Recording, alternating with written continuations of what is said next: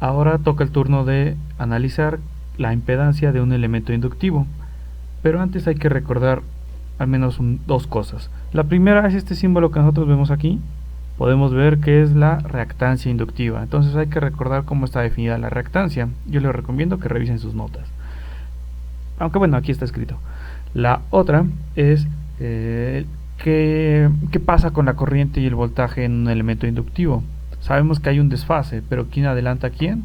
Bueno, recuerden que en un inductor el voltaje es quien adelanta a la corriente por 90 grados. ¿Ok? Entonces recuerden eso y ténganlo presente. Bueno, vamos a suponer que nosotros nuevamente de este circuito queremos encontrar la corriente. Vamos a colocar aquí que la corriente sería igual, según la ley de Ohm, o lo que nosotros conocemos de la ley de Ohm expresada, sería igual al voltaje que nosotros vemos ahí. Recuerden que esto ya es en notación fasorial y podemos ver que efectivamente el voltaje no tiene grados de desfase, y aquí la resistencia, o bueno, más bien dicho, la parte que va a impedir al flujo de corriente o al cambio de corriente sería el inductor, que está asociado con la reactancia inductiva, además de un ángulo provocado, un ángulo de desfase provocado por el inductor. Si hacemos estas operaciones, lo podemos escribir como esto sería igual al resultado del voltaje entre la reactancia inductiva, mientras que estos dos ángulos se van a restar,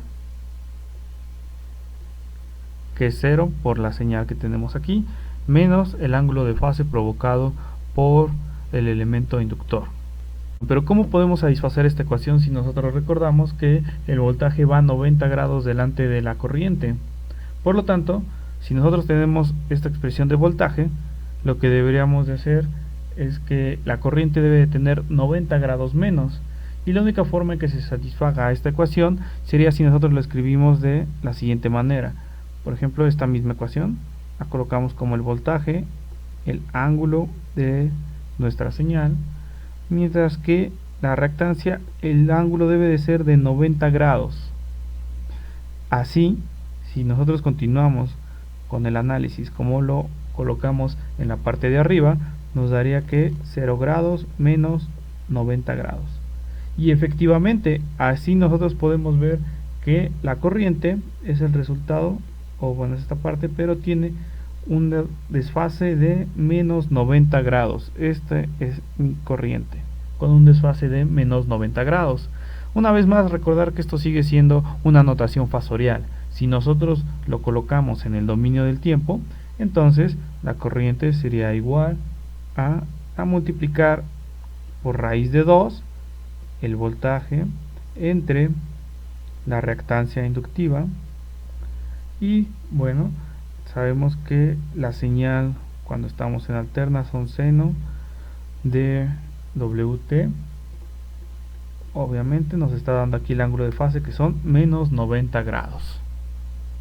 Una vez más, hay que recordar cuál es la impedancia del elemento inductivo, o bueno, más bien dicho, hay que definirla.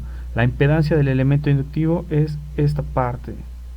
Esta es la impedancia de un inductor. Entonces vamos a colocarlo aquí abajito.